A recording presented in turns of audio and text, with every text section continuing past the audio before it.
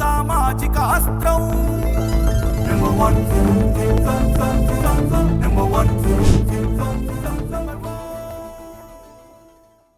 Welcome to number 1 news. This is Sravani. క్వాట్ అక్రమాల కేసులో మాజీ మంత్రి కాకాని గోవర్ధన్ రెడ్డికి వెంకటగిరి కోర్టు రిమాండ్ విధించింది. అక్రమ మైనింగ్ కేసులో A4 గా ఉన్న కాకానికి 14 రోజుల పాటు రిమాండ్ విధించింది కోర్టు. కాకానిని బెంగళూరు సమీపంలో పోలీసులు అరెస్టు చేసి నెల్లూరు జిల్లా వెంకటగిరికి తీసుకొచ్చారు.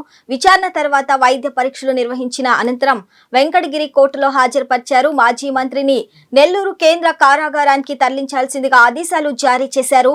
దీంతో కాకానిని వెంకటగిరి నుంచి నెల్లూరు తీసుకువచ్చి జిల్లా సెంట్రల్ జైలుకు తరలించనున్నారు పోలీసులు. క్వాట్ అక్రమాలు, భారీ పేలుళ్ల పదార్థాల వినియోగం, అట్రాసిటీ కేసుకు సంబంధించి కాకానిని A4 గా ఉన్నారు. ఈ కేసుకు సంబంధించి దాదాపు 2 నెలలుగా మాజీ మంత్రి తప్పించుకొని తిరుగుతున్నారు. తాను ఎక్కడికి పోలేదని, నెల్లూరులోనే ఉంటానని, ఈ కేసులకు భయపడనని చెప్పిన మాజీ మంత్రి అకస్మాత్తుగా అదృశ్యమయ్యారు. 2 నెలలుగా పోలీసుల నుంచి తప్పించుకొని తిరుగుతున్నారు. ఈ కేసుకు సంబంధించి 3 సార్లు పోలీసులు కాకానికి నోటీసులు జారీ చేశారు. 3 సార్లు నోటీసులు ఇచ్చిన సమయంలో కాకాని లేకపోవడంతో 2 సార్లు ఇంటి గోడకు నోటీసులు అతికించగా 3వసారి బంధువులకు అందజేశారు. అయినప్పటికీ కాకాని పోలీసుల విచారణకు హాజరు కాలేదు. దీంతో ఆయన కోసం పోలీసులు తీవ్రంగా గాలింపు చర్యలు చేపట్టారు. ఎట్టకేలకు బెంగళూరు శివార్లోని ఓ రిసార్టులో కాకానిని పోలీసులు అదుపులోకి తీసుకున్నారు.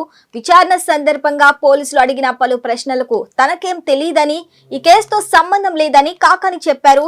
ఆపై మాజీ మంత్రిని వెంకటగిరి కోర్టులో హాజరుపరచగా 14 రోజుల రిమాండ్ విధించింది న్యాయస్థానం. ఇక మరోవైపు కాకానిని కస్టడీకి ఇవ్వాలని పోలీసులు కోర్టులో పిటిషన్ వేసే అవకాశం ఉంది. మరో 2 రోజుల్లో కోర్టులో పిటిషన్ వేసి విచారణ నిమిత్తం కాకానిని కస్టడీకి కోరే అవకాశం ఉంది. మరిన్ని లేటెస్ట్ అప్డేట్స్ కోసం చూస్తూనే ఉండండి నెంబర్ 1 న్యూస్. సామాన్యుడి చేతిలో సామాజిక అస్త్రం.